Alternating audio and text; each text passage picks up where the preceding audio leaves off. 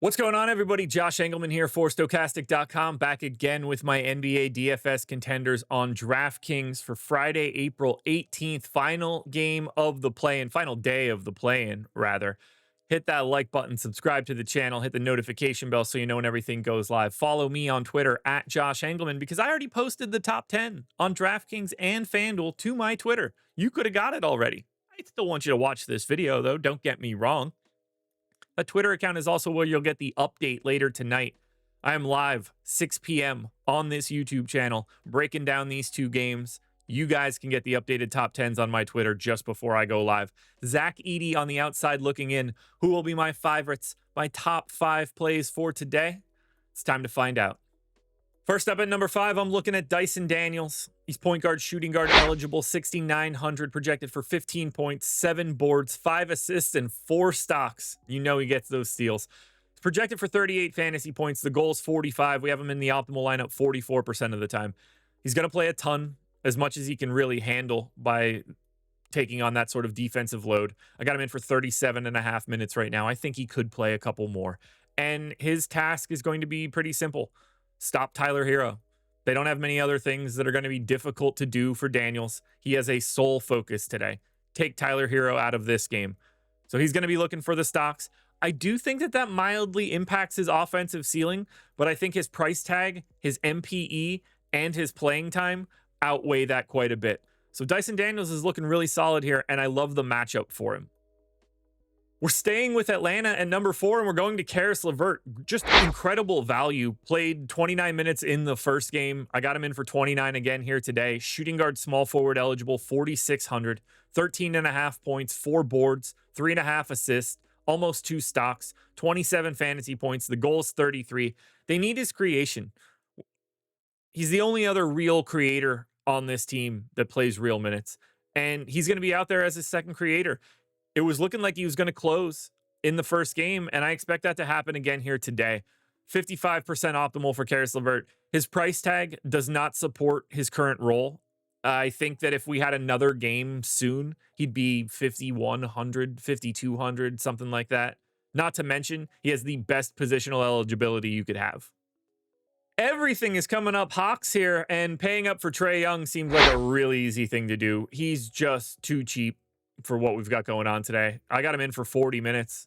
8,800. That's cheaper than Tyler Hero. Projects better. That's cheaper than Bam Adebayo. Projects better. 27 points, 11 assists, 4 boards, stock and a half, projected 51 fantasy points. The goal is 54. He's in the optimal lineup 52% of the time. Now, do I love the matchup against the defensive-oriented Miami? No, like on paper, it doesn't make a ton of sense. However, his price tag does not make a ton of sense. He's much more expensive on FanDuel. That is where it should be. But now that we're playing increased minutes in these winner go home games, 8,800 is 36-minute a game regular season Trae Young, not 40 minutes plus Trae Young win to go to the playoffs guy.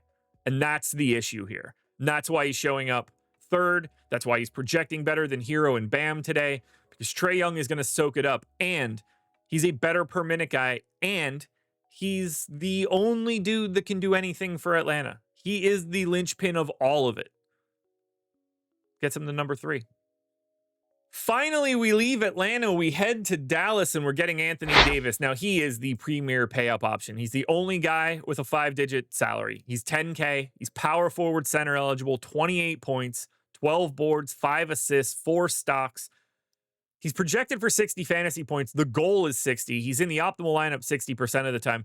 There's no shortage of value. We have enough cheapies to get to Anthony Davis with no issue, and he projects better than everybody else on the slate. He's 10 points clear easy of your heroes, your Bams. He's well clear of Trae Young, who we like at number 3.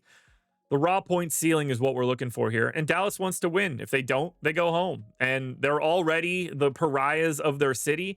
It's not going to look any better if they made that trade and missed the playoffs. So you're going to get as much playing time out of AD as you can. I got him in for 38. You're hopeful for more. I don't expect it, but 38 feels pretty realistic. If you're paying up, there is no better option than Anthony Davis.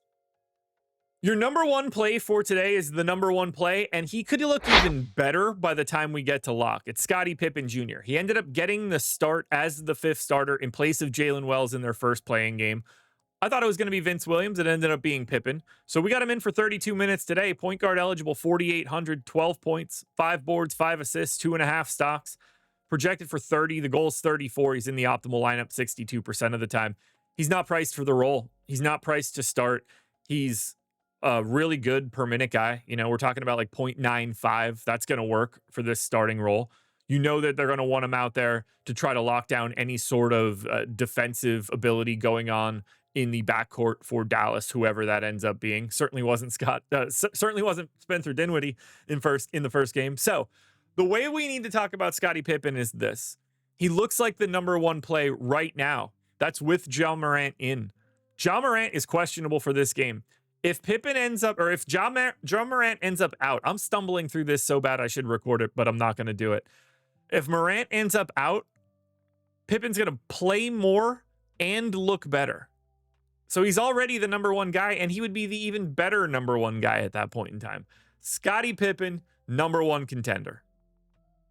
Alrighty, folks, that will do it. Those are my NBA DFS contenders on DraftKings for Friday, April 18th. Top 10 on DraftKings and FanDuel are posted to Twitter. You'll get the updates later, and I'll be live at 6 p.m. breaking down this slate. Good luck, everybody. Real playoffs starting tomorrow. 4 games. Enjoy it.